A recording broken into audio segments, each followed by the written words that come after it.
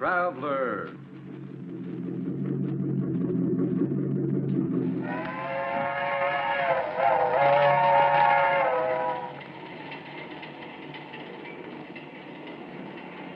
This is the mysterious traveler, inviting you to join him on another journey into the realm of the strange and terrifying. I hope you will enjoy the trip, that it will thrill you a little and chill you a little. So settle back, get a good grip on your nerves. I hope it's not making you nervous, being alone with me here in the dark. Darkness stirs strange terrors in some minds, particularly those of children. For children live in a world of their own, a world far removed from that of adults. Who among us knows the psychology of the child mind, with its devious thoughts and actions, as in the tale of The Good Die Young.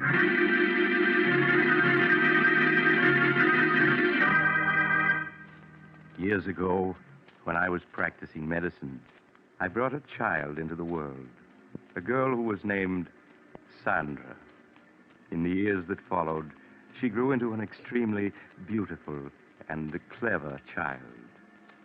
But my story begins the day that Martha, the housekeeper, was finishing her duties for the last time. Sandra, come in here. I want to see you. Sandra! Were you calling me, Martha? Yes. I told you to come right home after school.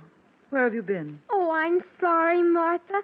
I didn't hear you tell me to come home right after school. I'm sorry, truly I am. Save your acting for your father, young lady. It hasn't fooled me for a long time. Sandra, since your mother died, you're becoming more and more of a problem every day. Well, at least after tonight, I won't have to put up with your lies and your 1,001 little tricks. What do you mean, Martha? Your father won't be needing a housekeeper anymore. I'm leaving tonight. But why? Well, I'm not supposed to tell you. But you may as well know now as later. Your father is bringing home a new mother for you tonight. A new mother? Yes, he's just married again. But I don't want a new mother. Daddy and I don't need anyone else. We're happy the way we are. Sandra, stop screaming. I won't have it. Do you hear? I won't have it. Your new mother's a very fine woman. I met her last night. I hate her. I hate her. Daddy's mine and no one else's. She hasn't any right to him. If you don't stop that screaming, I'll tell your father when he comes home tonight. Oh, no, don't do that. I'll be good. But I hate her, and I always will. I'll never stop hating her. That's a fine way to talk. Perhaps I ought to warn the poor woman about Sandra. Well, then it's none of my business. Besides, she'll find out about her soon enough.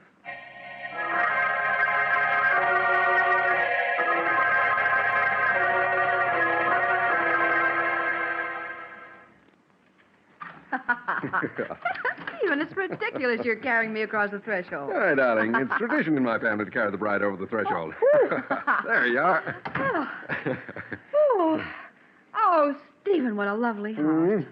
Oh, you haven't seen the best part of it yet. Sandra. Do you think she'll like me, Stephen? I do so want her to. Of course she will. Perhaps you should have told her about us, instead of breaking it to her so unexpectedly like Oh, this. nonsense, Helen. I know my daughter. She's a wonderful child. And she'll fall madly in love with you at the first sight, just as her father did. Sandra, where are you? Daddy.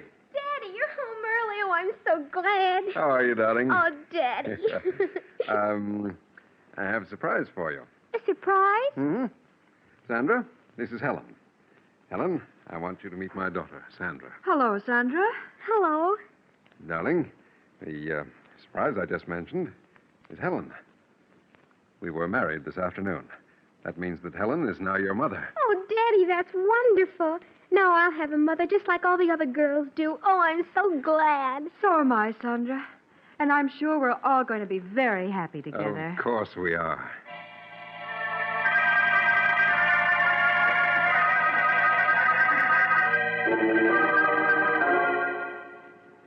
That night, after the family had said goodbye to Martha and seen her off, Sandra was sent to bed. She lay quietly in the darkness, thinking. Occasionally, she would speak softly to her doll, Barbara. She hasn't any right being here, Barbara. Daddy and I were perfectly happy until she came along. Tonight he didn't even notice me. Just kept looking at her. Well, she shan't have him. He's always been mine, and he always will be.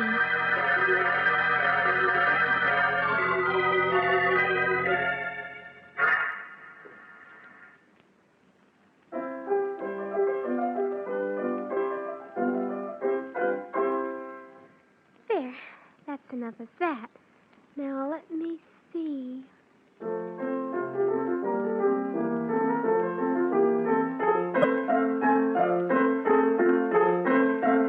Sandra!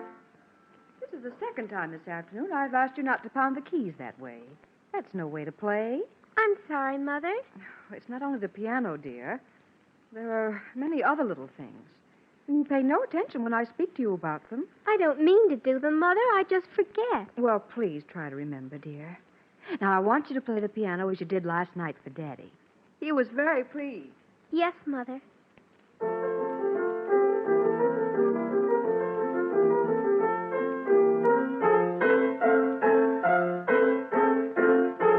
Sandra! Yes, Mother? Sandra, I thought I asked you to stop pounding the piano like that. But, Mother, I was just composing a new piece for Daddy. Well, that wasn't music, Sandra, but just noise. That'll be enough for today.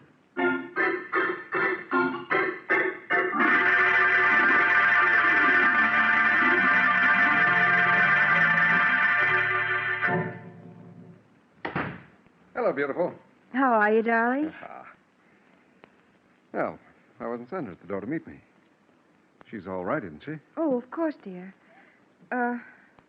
Stephen. Hmm? I was a bit angry with Sandra this afternoon. Angry with Sandra? Why? What'd she do? Well, several times this afternoon I had to speak to her about pounding the piano, being loud and discordant. Huh. Well, that isn't like Sandra. You know how well she plays. Yes, of course. That wasn't the way she played today. Well, I'll go up and see her. All right. Supper will be ready soon. All right, Ellen.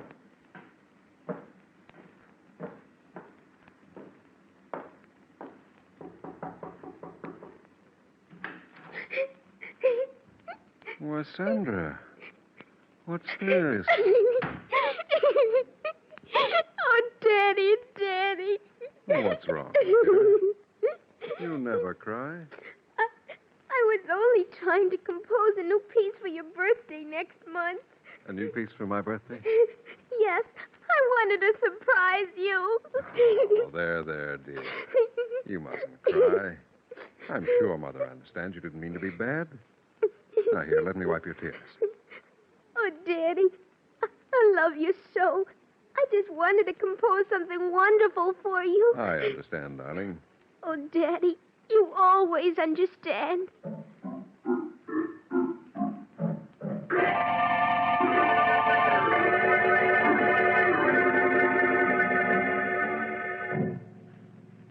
Is supper ready, dear? Mm-hmm.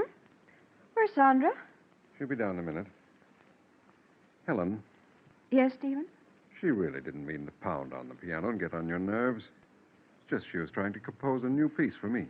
But, Stephen, it wasn't music. It was just noise. Well, you mustn't be harsh with her. You know what children are like. In their enthusiasm, they forget what they're told. But, Stephen, I don't know exactly what to say. It's just a question of being patient with her, winning her love. All right, Stephen. Perhaps I was a bit impatient with her. You know I want nothing more than for the three of us to be happy together. I know that, darling. And the three of us will be happy together.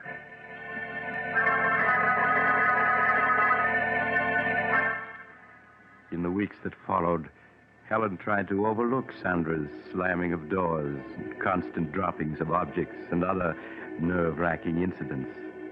In time, she felt, Sandra would come to accept her love and guidance. It was just a matter of patience. Sandra, is that you? Yes, Mother. Please sit down, dear. I want to talk to you. All right, but do hurry. Daddy'll be home soon. Sandra, every day I've been giving you milk money for school. Why haven't you been buying milk with that money? But I have been, Mother. Now, please, Sandra, I won't punish you. I just want to know what you've been doing with that money. I've been buying milk with it. Please, Sandra. Mrs. Gordon, your teacher, told me you haven't bought milk for almost a month now. But I have. She just doesn't Sandra? happen to... I won't have you lying to me. Now, that's your father. We'll see what he has to say about this. You don't understand. You just don't understand. Stephen? Hello, darling. Well, Sandra, what are you crying about? I'm sorry, Stephen, but Sandra's been misbehaving.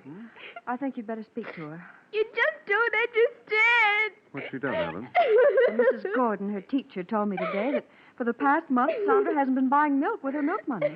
Is that true, Sandra? And what's worse, Stephen, when I asked Sandra about it, she lied and said that she had been buying milk at school. Why, Sandra, it isn't like you to lie about things. I didn't mean to lie about it. I just wanted to keep it a surprise. What a surprise. Your birthday present. Oh? I saved my milk money so that I could buy you a pipe. It's here in this box. But, Sandra, you know I'd have given you money to buy a birthday present for Daddy. It isn't the same thing. I wanted to buy him a present with my own money. Oh, I'm sorry, Sandra. Well, you might have told me about it when I asked you. And then it wouldn't have been a real surprise. I did want to surprise Daddy, so... But you have, darling. This is a beautiful pipe. No, the surprise is spoiled. Your birthday isn't till tomorrow. Well, this is much better, darling. It means I'll be able to smoke this pipe tonight. Oh, now, please stop crying. You go upstairs and wash your face and hands, huh? All right, Daddy. I'm sorry, Stephen, but I had no idea what she'd done with the money, and she did lie when I asked her about it. Well, if you'd only have a little more faith in her, Helen. I know it's difficult to understand her at times, but that's because as a child she looks at things differently. I'm sorry, Stephen, if you think I've failed with her. Oh, but you haven't, Helen. I'm sure that in time she'll come to love you as much as she loves me. I don't know, Stephen. I often wonder about that.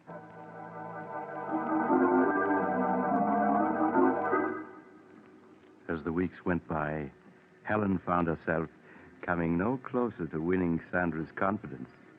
It wasn't that Sandra was unfriendly, but there was an air of reserve about her, which vanished only in her father's presence. Helen felt Stephen watching her anxiously when Sandra was about, and sought to reassure him.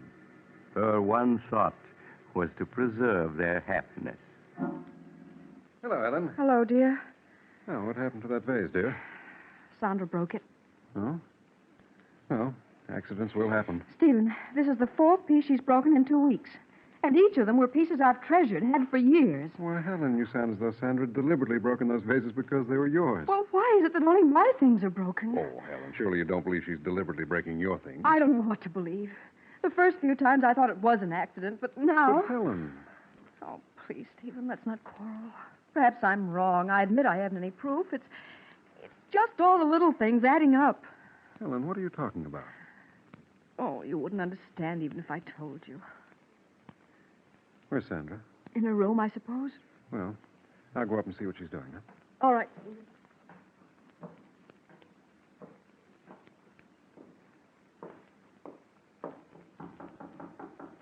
Sandra, it's Daddy. Are you in your room? Huh, it's funny. She isn't here. Hello, what's this? A note addressed to me. Dear Daddy, I'm sorry about the broken vase. Tried my best to be a good girl, but everything I do seems wrong. I make Mother very unhappy, so I'm running away. I love you very much and always will. Your daughter, Sandra.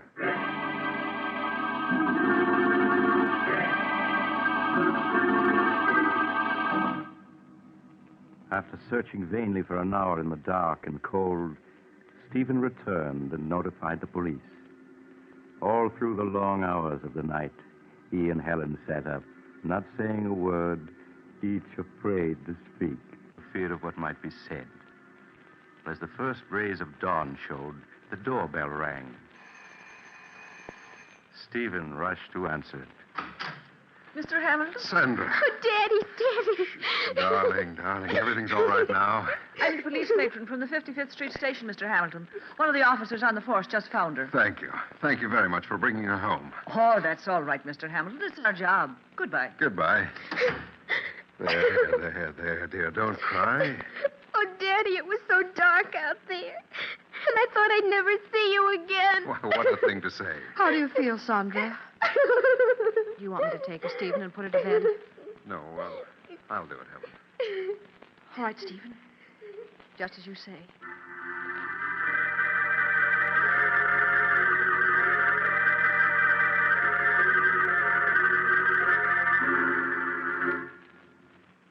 Is she all right, Stephen? Mm-hmm. She just fell asleep. I hope her being out all night won't have any after effects. Stephen, you feel I'm to blame for her running away, don't you? Of course not, Helen. It's just that, well, you don't seem to understand her. But, Stephen, I've tried so hard. Oh, it's no use. She doesn't want me here, never has. Helen, how can you talk like that? Why, she was delighted the day I brought you here as my wife. Yes, I thought she was in the beginning. But now I know she was just pretending. Pretending? Yes, Stephen. From the first moment she saw me, she resented me. She feels I've come between you, taken her place in your affection. Oh, Helen, how can you say such a It's thing? true, I tell you. She sees me as a rival for your love. You're just imagining all this. I'm not, I tell you. Oh, it's no use, Stephen. We can't go on this way. What do you mean? Don't you see? We aren't happy anymore. Instead of things improving, they get worse.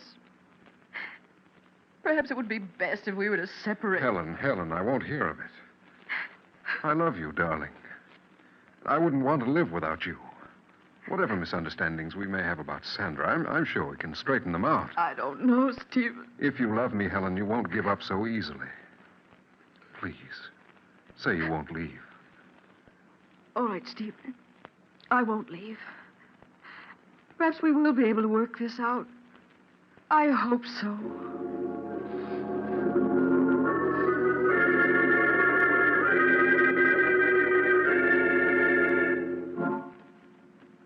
Sandra,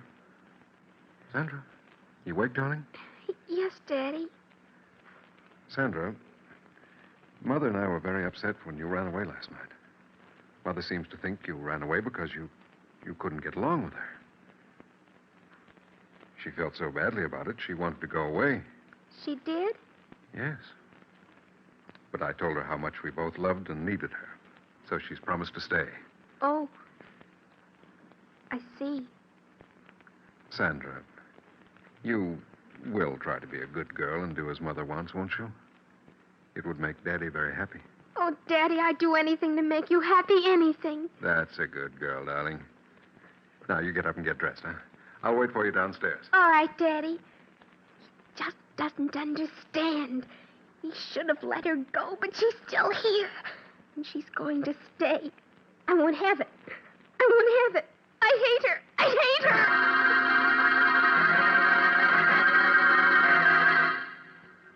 her. A week passed. A week in which Sandra's behavior pleased Helen no end. At last it seemed they were going to be the happy family she had always dreamed they would be. Helen, Yes, dear? will you bring my coat with you when you come downstairs? Sandra and I are going for a walk. All right, Stephen. I'll get it and be right down. Daddy, can we walk down to the river? Oh, we won't have enough time for that, Sandra. Stephen? I have your coat, but I can't find your scarf. Oh, the scarf's down here, Helen. Just bring the coat. Oh, all right. Stephen, I hope... Helen! Helen, are you all right? Helen, speak to me. Daddy, is she dead? No, Sandra, don't talk like that. Quick, phone Dr. Smith at once.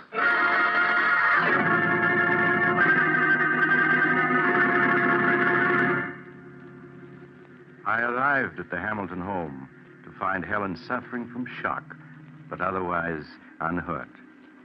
I was somewhat disturbed, however, to find her very nervous and run down. She'll be all right, won't she, Doctor? Yes, of course. I'm going to leave you a prescription, Mrs. Hamilton. It's something that will help quiet your nerves. You ought to take it twice a day. Here's the prescription, Mr. Hamilton. Thank you, Doctor. I'll have it filled at once. Well, Sandra, how are you? You've been so quiet, I hardly knew you were here. I'm fine, thank you. You're growing up to be quite a young lady. Are you still troubled by nightmares?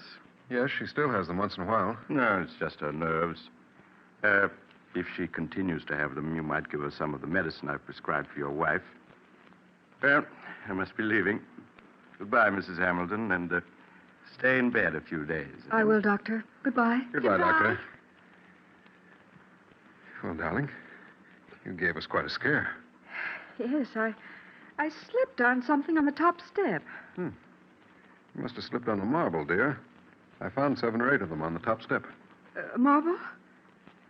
Sandra, were they your marbles? No, Mother. They belong to Margie. She must have left them on the stairs when we were playing here. Oh, I see. It wasn't my fault. Truly it wasn't. Of course it wasn't, Sandra. Mother knows you wouldn't leave marbles lying around where she could slip on them. Isn't that so, Ellen? Yes, Stephen. I'm sure Sandra wouldn't want anything to happen to me.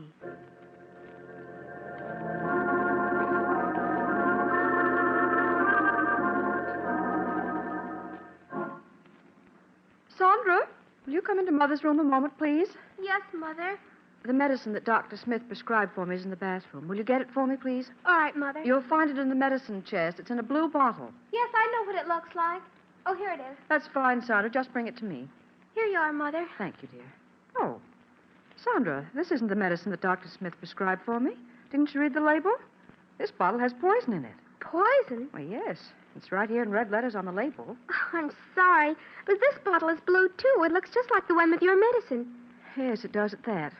Now, I'll put this bottle of poison back and get me my medicine. Yes, Mother. I'll have to get rid of that poison. It's too dangerous to keep in the medicine chest. Would have been awful if you took the poison, wouldn't it, Mother? Or you might have died.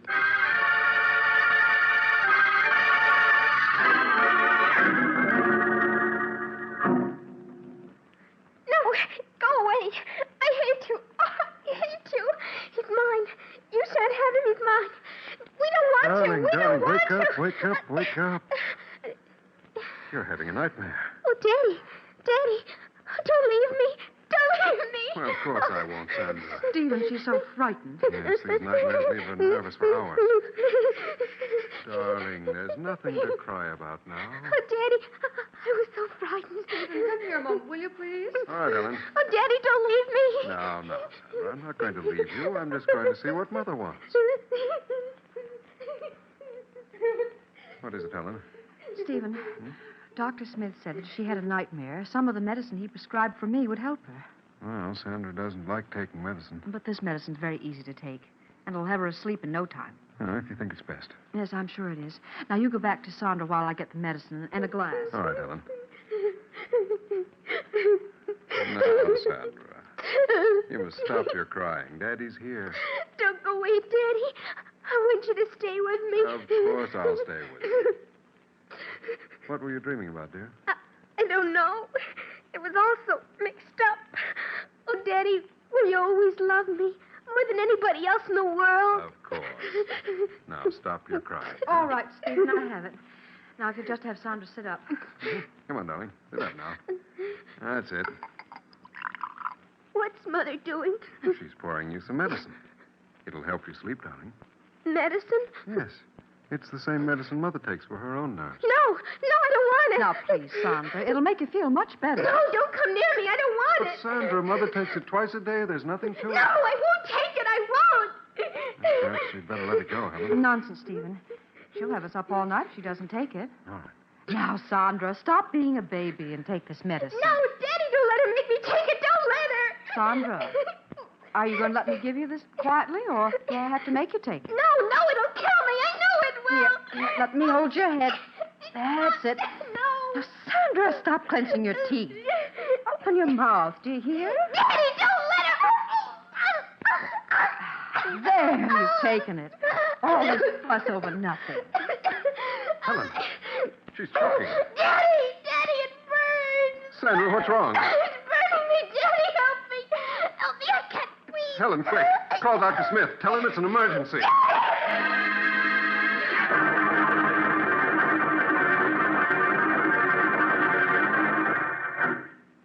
Stephen, here's Dr. Smith? Let me see her. She's been unconscious for 10 minutes now. Doctor, you must do something. I'm afraid it's too late, Mr. Hamilton. She's dead. Oh, no. No, she can't be. I'm sorry. How can she be? We only gave her the medicine you prescribed for Helen. Yes, here it is. Let me see it. But this medicine wouldn't kill her. It's only a nerve tonic. You can see. Doctor, what is it? Why, this is the bottle, all right. But the medicine in it isn't the medicine I But prescribed. it is. I took some of it last night. I assure you, this isn't the medicine I prescribed. Then what is in that bottle? It smells like carbolic acid. Carbolic acid. But that's impossible. Look at the label. You can see it's my medicine. Yes, the label's right, but someone poured out the medicine I prescribed and replaced it with carbolic acid. Oh, no. But why? Why should anyone want to do such a thing? Who could possibly want to kill Sandra? Everyone loved her. Ask Helen. She'll tell you that Sandra... Stephen, why are you looking at me like that? Surely you don't believe I poisoned her. Stephen. No. No!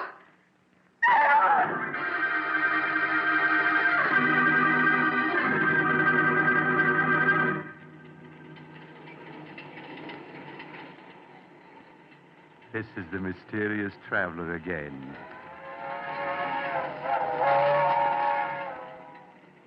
Have you enjoyed our little trip? By the way, do you have a child in your home?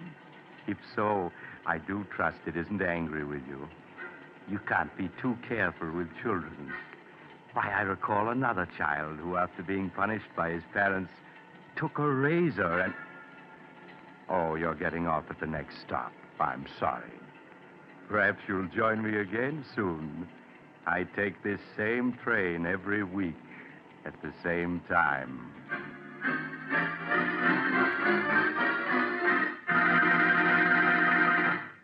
You've just heard Chapter 13 of The Mysterious Traveler, a series of dramas of the strange and unusual brought to you each week by station WOR. In tonight's program, The Good Die Young, Betty Jane Tyler played Sandra. The Mysterious Traveler, written by Bob Arthur and David Cogan, is directed by Jock McGregor. Original music was played by Doc Whipple.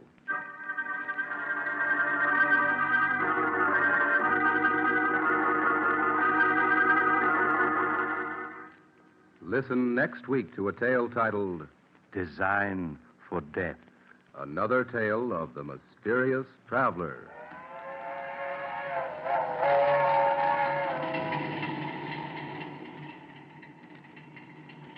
The Mysterious Traveler is presented by WOR Mutual every Sunday at 7 over most of these stations.